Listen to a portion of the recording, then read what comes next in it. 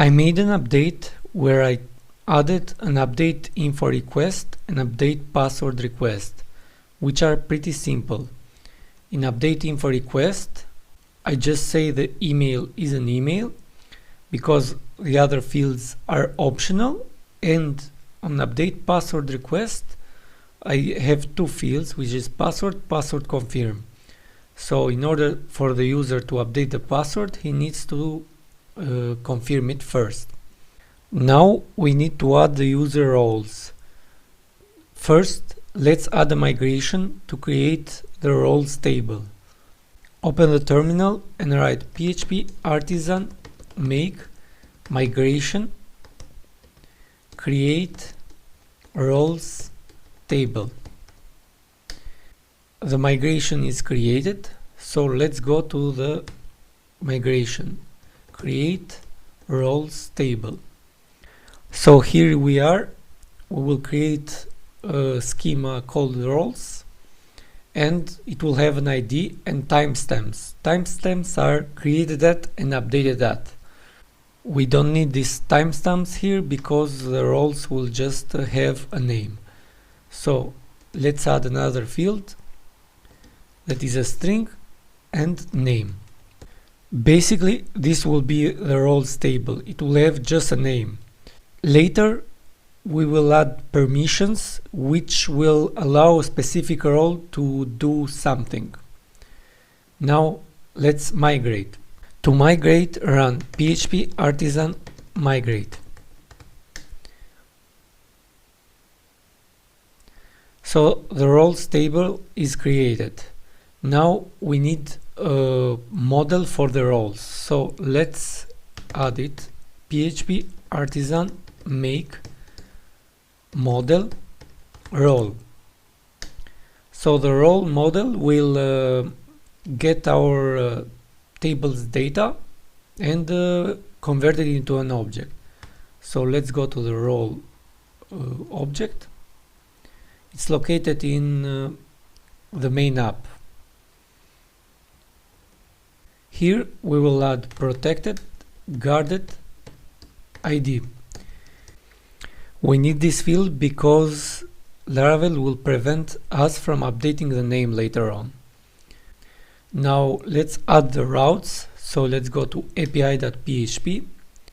The same as users, we will create an API resource for the roles, and the controller will be role controller, which we'll be creating now. Let's create the role controller. php artisan make controller role controller. Here I will add --API. So this parameter will create all the methods that an API resource needs. Let's see it. So the controller is created successfully, and now let's go to the role controller. We can see that we already have index, store, show, update and delete and destroy, sorry. So let's create them one by one. I will remove the comments, and here let's return role all. That's it for this method. For the store, we will create a role create, and the parameter will be just the name. Then we need to return a response with the role and response HTTP created. Note that create is not highlighted here, so we need to run php artisan IDE models. Yes. So this will add some comments here, so it will highlight the function. Now let's go to show Here we will just return role find ID. Let's move to the update function. Here we will find a role and update request only name. Then I will return the role with the response HTTP accepted. The last one is destroy, which we simply type role destroy ID here and return response null response HTTP no content. So we basically finished all the REST APIs for the role. Let's try it on Postman now. So I pre-made the routes that we need to request. So first we will create a test role. Let's send a request.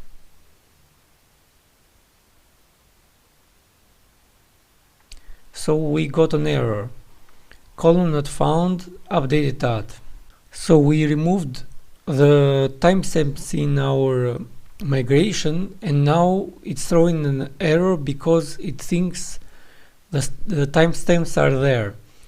In order to fix that, let's go to the role model and add this public timestamps equals to false.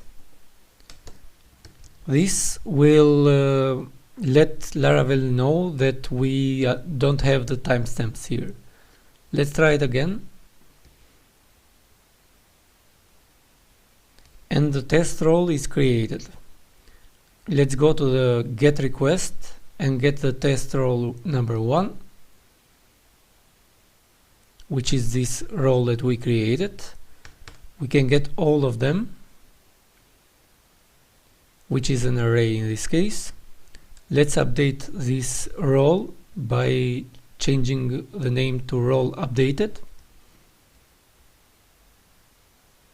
So it did change the name, and in the end we will delete the role.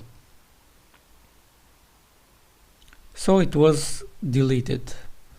We can see it here. We don't have any roles. Everything works fine. Each user has a specific role. So in this tutorial we will make the connection between user and the role. To do that, first we have to add a role ID inside the users table and to create a foreign key. Let's create that migration. PHP artisan make migration, add role ID to users table.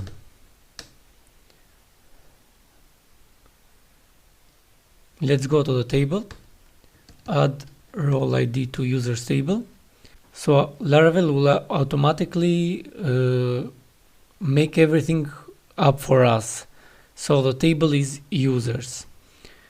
What we want here is to add a new column, which is a big integer. Sorry, it's unsigned big integer role ID. It should be like this because by default, when we go to the create roles table, this ID will create a big integer and it should be unsigned. Now we will add the foreign key. Table foreign role ID. References ID on roles. So this is how we set a foreign key in Laravel. This is the foreign key name, will reference the column ID in the table roles. Here we have to do the opposite. So sometimes we make a mistake and we want to roll back. In this case we will table drop foreign which should be role ID. It needs to be inside an array, and drop column role ID. Now that we set everything, let's migrate. PHP artisan migrate.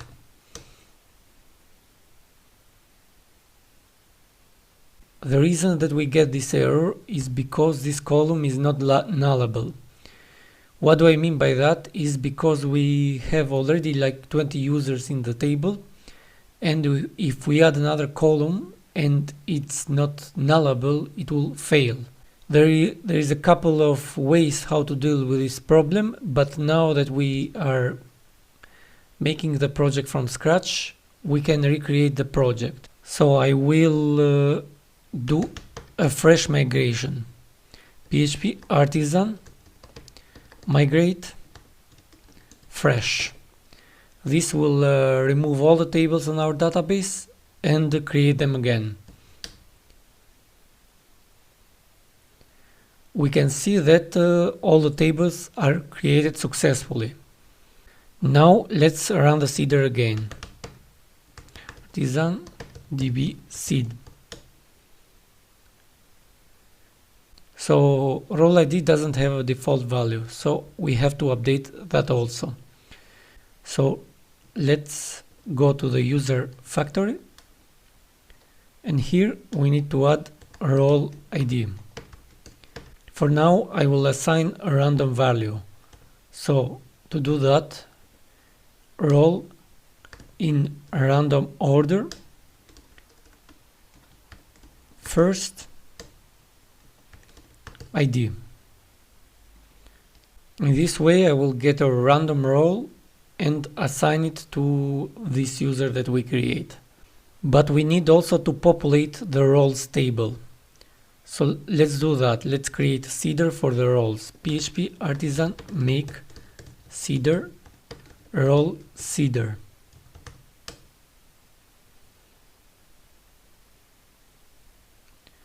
Let's go to role seeder. Here I will just create 3 roles. Create, name,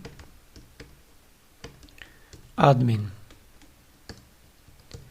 Let's do the same. This is editor and this is viewer. So we will create 3 roles with this role seeder. Let's add it to our database seeder. So this accepts an array now. We need first to create the roles. So role seeder should be the first one. And then we will need to create the user seeder. Now let's run the seeders. PHP artisan db seed.